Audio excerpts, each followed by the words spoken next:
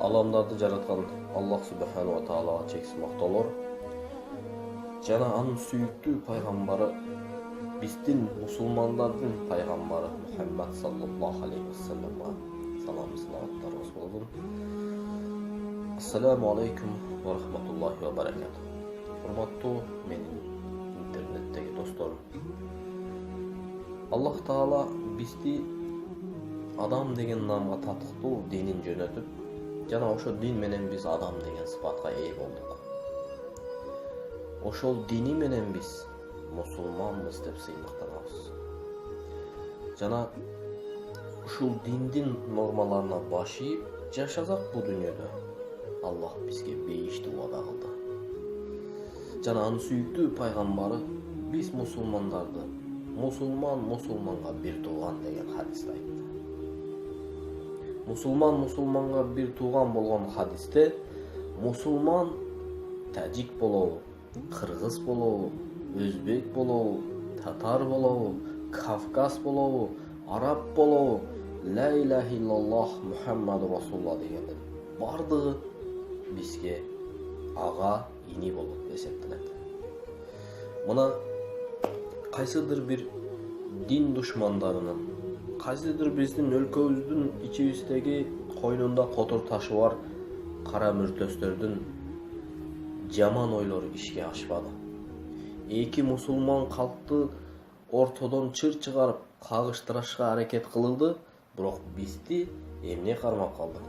Бизди мусулман деген, ла иляха иллаллах Мухаммаду Расулуллах деген келиме мусулмандардын тилинде жана жүрөгүндөгү ыйманы кармап калды.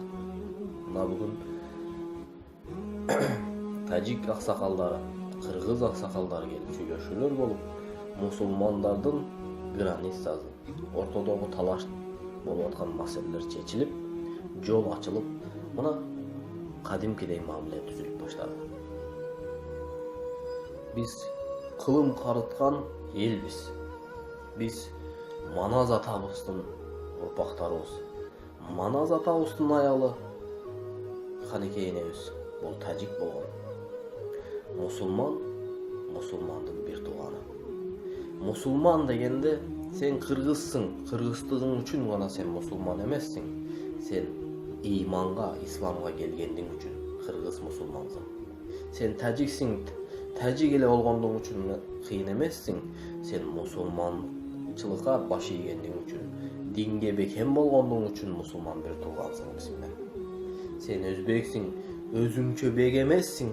Сен ислам динине баш ийгендиң үчүн, анын нормаларына баш ийип, мусулман менен мусулманча жашагандың үчүн мусулман бир тууганыбызсың.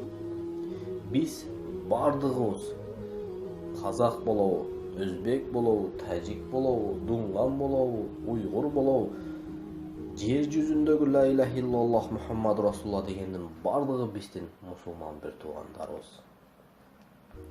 Урматтуу мусулман бир туугандар, биз айда болсок дагы, жерде болсок дагы мусулманчылыгыбызга баш ийип, мусулманчылыктагы нормаларыбыз менен бири-бирибиз менен мамиле кылайлы. Мына ошондо биз бул жашоодо акча, дүйнө менен эмес, биз Аллахтын ыраазылыгы менен өлчөп жашай турган болсок, мына ошондо биз чыныгы, ыймандуу мусулман бир туугандар болобуз. Мусулманчылыгыбызга бекем бололу.